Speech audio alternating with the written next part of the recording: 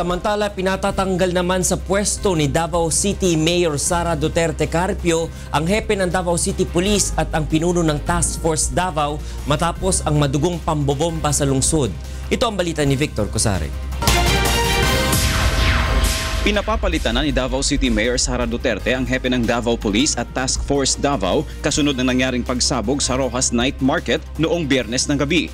Ayon kay Mayor Duterte, ito ay bunsod ng kabiguan ni Davao City Police Chief, Police Senior Superintendent Michael John Dubria at Colonel Henry Robinson ng Task Force Davao na aksyonan ang mga natanggap na impormasyon bago ang pagsabog. Ang pagpapalit sa City Director ng Davao City Police Office at sa Commander ng Task Force Davao does not reflect on what they did, what they are doing, and their qualifications. Actually, it is about me because I took what happened really very personal.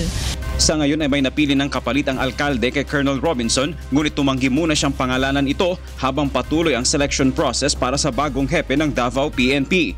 Naglabas na rin ng pabuya ang Davao City Government sa sino mang makapagbibigay ng impormasyon sa kung sino ang responsable sa pambobomba na ikinasawi ng 14 na tao.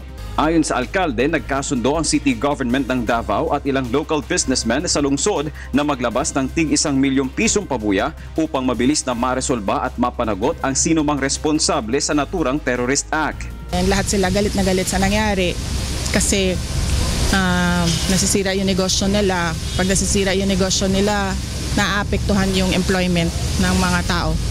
So sinabi nila, as a counterpart, magbibigay sila ng 1 milyon. Lahat ito local. Ayon sa alkalde, 1 milyong piso ang ibibigay sa makapagbibigay ng pagkakakilanlan sa taong may kagagawan ng pagpapasabog at 1 milyong piso naman sa makapagdadala o makapagtuturo sa kinaroroonan nito upang maaresto ng mga otoridad. Victor Cosare, UNTV News and Rescue, Davao City.